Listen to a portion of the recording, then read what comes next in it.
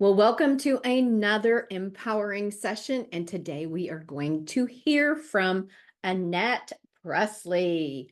And she is talking about overcoming energy deficiency for a healthier life. Who doesn't need more energy? And learn how. Annette is a seasoned registered dietitian and a functional nutritionist with over 30 years of experience. As the founder of Revived Women, she is dedicated to empowering women through the holistic healing approach, encapsulating in the Revive method. This unique method, built on the three pillars of remove, replenish, and revitalize, help women to heal their body, their mind, and their spirit in a way that honors each woman's unique needs. In addition, she has other expertise in theta healing. She is a best-selling author and a sought-after speaker, which is why I have her here today. Her work emphasizes a spirit-led, joy-filled life, ensuring that every woman feels supported and revitalized on her wellness journey. So without further ado, let's welcome Annette to the stage.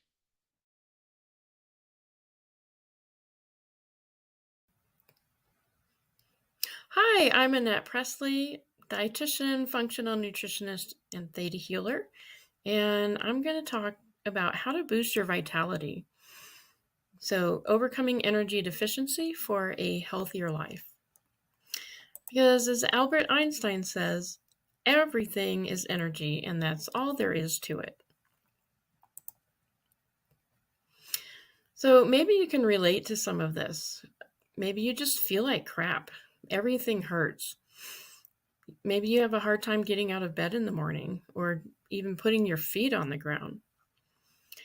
Maybe you crash in the afternoon unless you get a caffeine pick-me-up. Perhaps you can't think clearly, or you're too worn out to play, or even too exhausted to have any fun in the bedroom.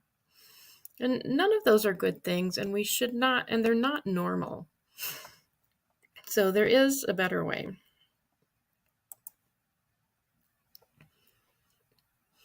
So we're going to learn what the root cause of energy deficiency is, the different forms of energy that we need to pay attention to, and then we'll talk about some solutions to increase energy production so you can get your life and your joy back.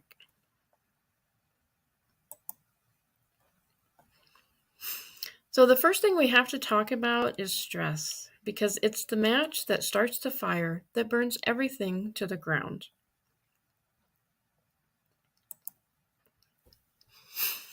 So stress has a negative impact on your body. And it does this through the action of cortisol. So when we are stressed out, the hormone cortisol goes up in our body. And cortisol increases insulin, which can lead to metabolic dysregulation. It increases endotoxins. And these are, I kind of liken it to bacterial poop. It's a toxin in your gut that comes from the microbes that live there. And these can lead to things like leaky gut or small intestinal bowel organisms. Cortisol increases serotonin, and this can actually lead to things like depression and anxiety, because contrary to popular belief, serotonin is not the happy hormone. It can also lead to things like Alzheimer's and Parkinson's. Cortisol increases a process in the body called lipolysis, and this is where we break down fat, which may seem like a really great idea and a fabulous way to lose weight, but it actually causes a lot of inflammation in the body because the kind of fat we're burning is a very inflammatory fat. And that can also lead to weight gain. Cortisol impacts the thyroid, so we can experience hypothyroidism, and many of us today have an issue with our thyroid, which on its own can lead to an energy deficit. It increases histamine, and this can lead to allergies and asthma. It also causes a mineral imbalance, and I'll talk about this in a minute. But this is the underlying cause of what reduces your energy production. And it also increases estrogen, which, contrary to popular belief, is not the female hormone. It's actually a stress hormone. And so stress has a huge impact on the body, and it has a huge impact on our ability to produce energy and function like we should. So stress burns through magnesium, and this can lead to an electrolyte dysfunction. And an electrolyte dysfunction leads to copper-iron dysregulation. And copper turns oxygen into energy and keeps iron circulating in the blood. So iron is what carries oxygen, and it needs to keep moving in the blood. But if we don't have enough copper, iron will get stuck in our tissues and organs, which can cause inflammation in the body. And then our iron need mostly comes from iron that is recirculating in the body, and we only get about 1% of it from food. And it's really hard to get rid of iron once it's there. And so this is one reason why women are protected while they're menstruating, because every month we lose iron. So men actually need to do blood donation regularly so that they don't get too much iron stuck in their tissues. And unfortunately, we cannot measure iron in our tissues and organs. And so a lot of times, if it doesn't show it up in the blood, the doctor will think you're low in iron when you're actually not.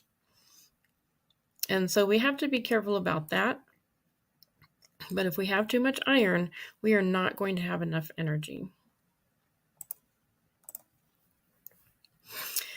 And vitamin A is critical. So most iron deficiency anemia is actually a vitamin A deficiency.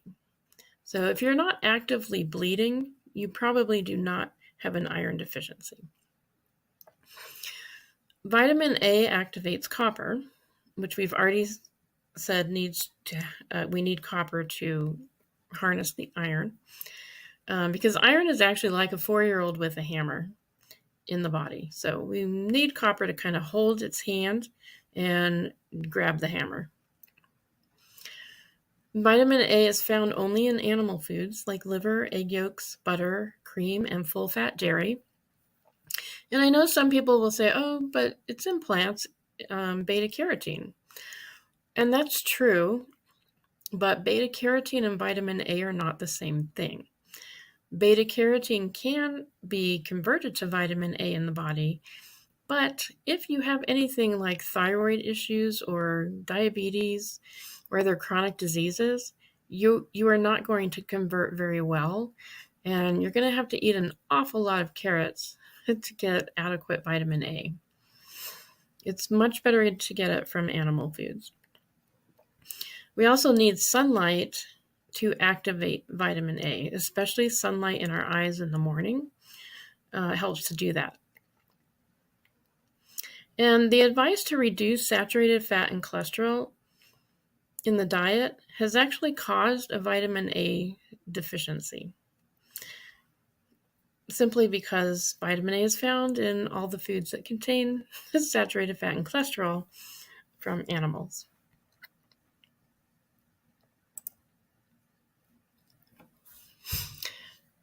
So now that we kind of understand a little bit about how stress impacts energy production and the mineral aspect of it, let's talk about the different forms of energy.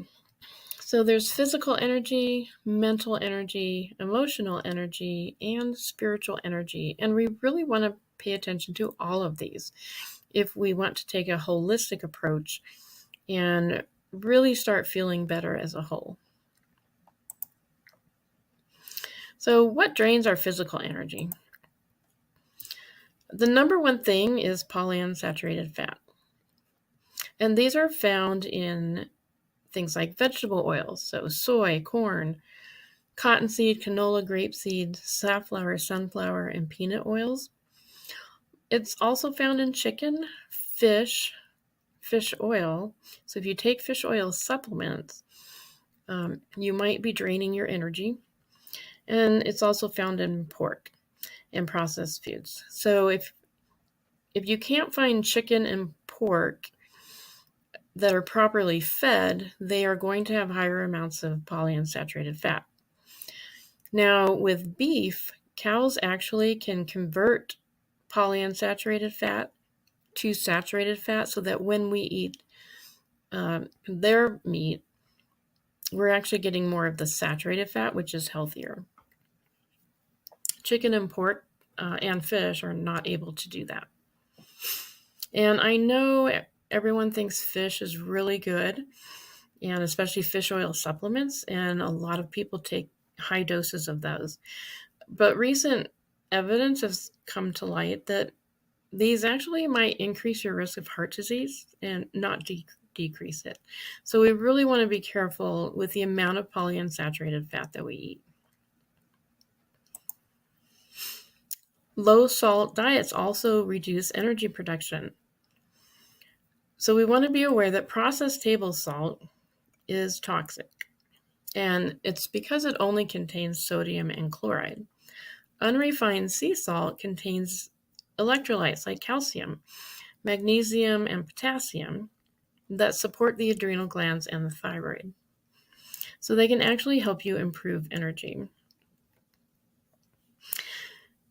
And salt actually aids the movement of glucose, which is the sugar in our blood, in and out of cells so that we can get more energy.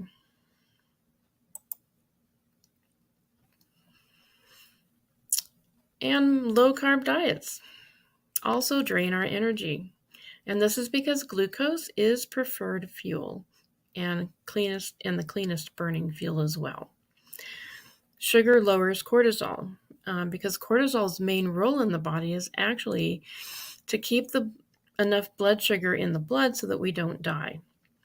And so when we get low, cortisol stimulates hunger, and it will also create other processes like lipolysis or burning your muscle protein to make sugar. And so eating sugar is definitely better for energy production than eating ourselves, which is basically what happens when we don't eat enough carbohydrate. So we also need sugar to convert the thyroid hormone T4 to T3, which is used for energy production. And so this might be, if you have a thyroid issue and you don't feel well and you're on a low-carb diet, you might want to think about adding some more sugar. And then some other things that drain our physical energy are too much or too little exercise.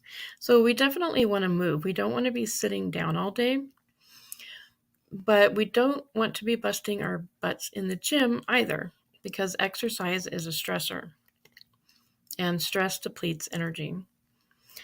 And most of us don't eat enough calories to be exercising a whole lot. So other things that can impact our energy are cold plunging. And things like this are all the rage nowadays, but we do need to be careful. So if you're fully functioning, no energy issues at all, then cold plunging is something that you could do. But if you're really struggling, this is not something that you want to make a habit of, because it's going to deplete your energy even further. And so something you could do instead is to just put cold water in your eyes in the morning. Also, low-calorie diets and fasting, so even intermittent fasting can drain your energy. And also a lack of sleep. And so this is where we really want to pay attention to our body and what makes us feel good and what doesn't. And we need to be honest with ourselves about that and make sure that we're making ourselves the priority, not the activity. And so our loyalty needs to be to ourselves, not to any food, or any diet, any exercise, or cold plunging, or whatever it is. We need to make sure that those things are okay for us, because they're not okay for everybody. So what are some mental energy drains? Well, too much work and no fun, negative self-talk, worry, multitasking is not a good idea if we want our brain to function properly. Lack of sleep, of course, poor nutrition, disorganization, and information overload. Those are just a few things, and probably some things that we experience on a daily basis. Now, emotional energy drains. Okay, relationships can drain our energy. Grief, that's a big one. My husband passed away 3 years ago, so I'm very familiar with that one. And unresolved conflicts, unforgiveness, and a lack of boundaries is really huge.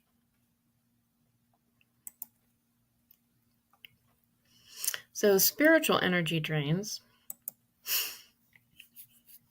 What we believe about God impacts the way we view ourselves and others. And so what we believe about ourselves matters as well. And so it's really important to have an accurate view of God. And as a Christian, we don't always get taught the right view. Sometimes we end up with a God, really with a Father who only tolerates us because Jesus makes him. And so we really want to pay attention to what we actually believe about God and what we believe about ourselves. Fear is another thing that can drain us spiritually. A lack of gratitude, shame and guilt, and a disconnection from nature. Because Jesus is the creator and sustainer of all things, and the creation is there for our benefit. And so we need to get out and outside more and enjoy it. So our thoughts and feelings matter. Fear weakens our immune system. Subconscious beliefs can hold disease in the body. And if you have a chronic condition and nothing seems to work, it's probably because you haven't dealt with these subconscious beliefs. And that's something that I work with theta healing, is we can get in there and remove some of those beliefs that you don't know you have. And, there's no judgment or anything. We all have issues, right? So it's just a really easy way to help unburden us with those things. So now that we kind of know what the problem is, how do we get our life and our joy back? Well, nutritionally, we want to get at least half of our fat intake from saturated fat. And this is things like butter, ghee, tallow. And those would definitely be the preferable saturated fats because they have nutrients in them like vitamin A, but also red palm oil and coconut oil. The red palm oil is a good source of vitamin E. And then we also want to get about 1 1/3 to 2.5 teaspoons of unprocessed sea salt daily. So I actually add a 1/4 teaspoon of salt to every 4 cups of water I drink. Now, you don't actually have to drink tons of water, so you can add it to juice or things like that as well, or fruit. But we definitely need more salt than probably we get. This is one of the things that we have been lied to about. So Salt is actually good for us.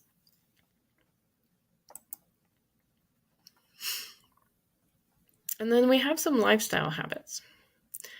So we want to go barefoot outside on grass, sand, in the water. So if you live near a beach, you are very lucky. That's the best place to ground. Or you can do it on concrete. You also want to get morning sunlight in your eyes without sunglasses. And you really only need about 5 minutes of it, unless it's a cloudy day. If you can get out for half an hour, that would be fabulous. You also want to try to get out in the sun any other time during the day that you can, because sunlight is just hugely important for us. And then you also want to make sure that you get adequate sleep, preferably going to bed and waking up at the same time every day. Now, some people do better going to bed earlier and getting up earlier, and others will do better going to bed later and getting up later. So that's something that you just have to kind of play around with and see what works best for you. What makes you feel good when you wake up in the morning?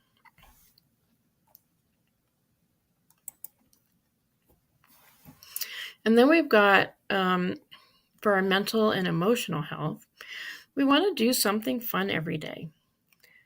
So if you're just working, that is going to drain your energy.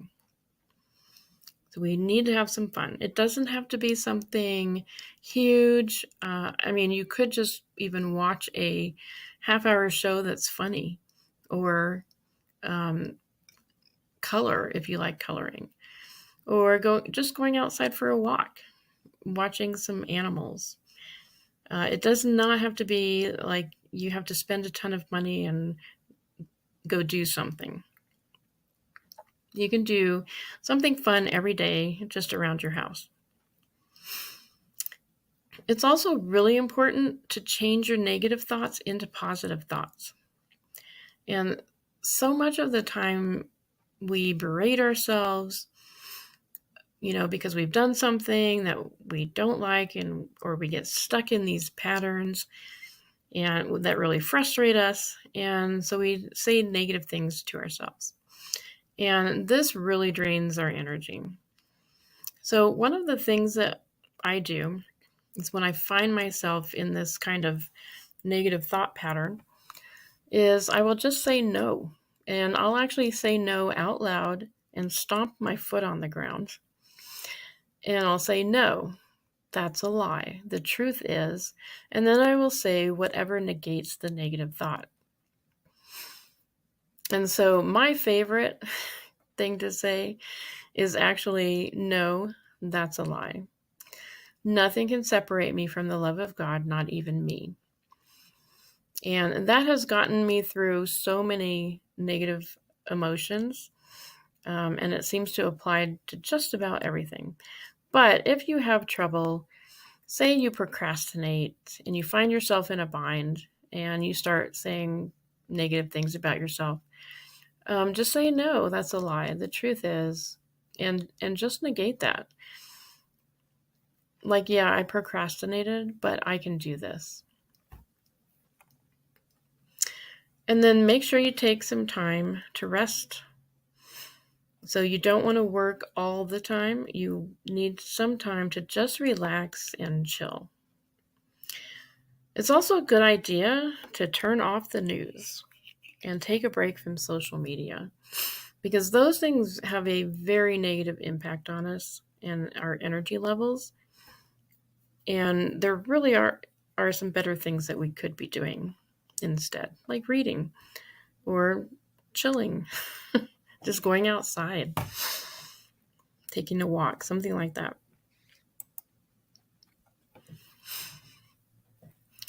And then we want to pay attention to our spiritual energy and develop some practices to improve that. So one of the things that I do every day is ask Jesus if he is in me. And the answer is always yes. And then I ask if his Father and the Holy Spirit are with him. And of course, that question is always answered with a yes. Now, the reason I do this, and I find it a really great thing to practice daily, and of course, sometimes I don't do it because I'm too busy, or, the day gets away from me, or whatever it is. And we all have those days, and that's okay. But I try to do it every day because it reminds me of who God is and who I am. And it reminds me that I am not alone, that the sustainer and creator of the universe is in me, and I am in him. And no matter what happens in this world or in my life, I will never be left behind. I will never be abandoned. And those things can provide hope, which is another thing that can increase your energy. So I highly encourage that practice. Another thing you can do is list at least 3 things every day that you are grateful for. And they don't have to be big things. Little things count too. So it doesn't have to be, if you didn't have some major great thing happen, like $1 million was dropped in your lap or whatever, right? You can be grateful for the rose that's blooming on your bush. I have a dog, Max, and I'm very grateful for him with the way he greets me in the morning or anytime I leave and come back. He's so excited. So there's just all kinds of things that you can be grateful for. And then the other thing that you want to make sure that you practice is forgiveness. And if this is something that you find difficult, then again, theta healing is a way to help with that.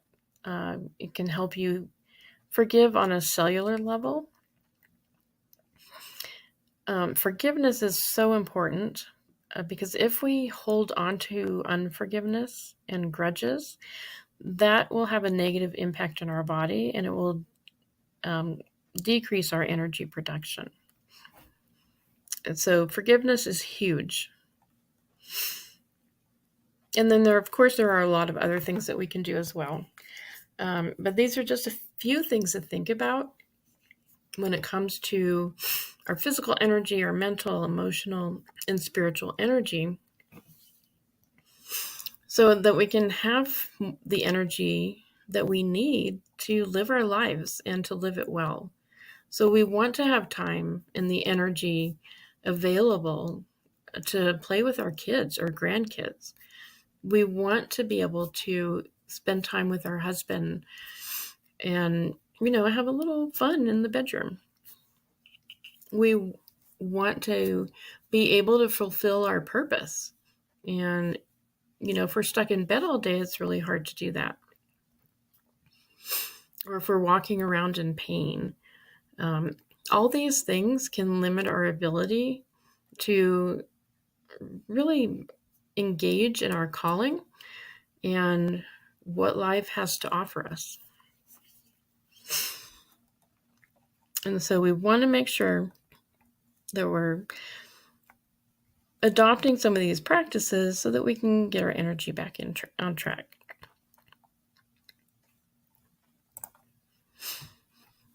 And the number one shift that we really need to make is to put ourselves in charge of our own health and really to put ourselves first. And I know this sounds really selfish, but and I'm sure you've heard the analogy of we have to put our own oxygen mask on first so that we can help others. And that's so true. If we do not take care of ourselves and our body and our thinking, we're not going to be as available to other people as we might want to be or even need to be. And so it's not selfish because, if we don't have a full tank, there's not going to be a lot for us to give. So make sure that you listen to your body when it comes to food or anything. Listen to how your body feels. and believe that your body wants to heal, because God has designed our body to heal. And I go into more detail on some of these things in the gift that I'm giving you, which is my More Energy Guide. I also have a theta healing in there, an audio that you can listen to. And all you have to do is say yes if you want that healing. And it's all explained in there. And if you want to get a hold of me, my website is revivedwoman.com. And you can email me at annette@annettepresley.com if you have any questions. I'm happy to answer them. And you can find me on social media at Revived Woman Wellness. Also, I do free consultations. So if you have some health issues or your energy is not where you want it to be and you'd like some help with that, just sign up for a free consultation at connectwithannette.com. I'd love to chat with you, see how I can help you. And I'm coming out with a program very soon that is all about helping you develop these habits that will improve your energy. So nutrition, lifestyle, all those things will be included in it. And there will be a lot of accountability, because that's the thing that we miss a lot, is being accountable. It's hard to do things on our own. So anyway, I appreciate you. And if you have any questions, email me, sign up for a free consultation. I would love to see how I can help you. Did you take lots of notes? Comment below. What takeaway are you taking and going to implement from what Annette shared today? And her free gift is an More Energy Guide, how to have more energy. To get her gift and all the speakers' gifts, just click the link below and schedule a call with me, and you will get all of them. So I look forward to talking to you and joining you in the next session. Have an amazing day. Don't forget to comment below. Bye.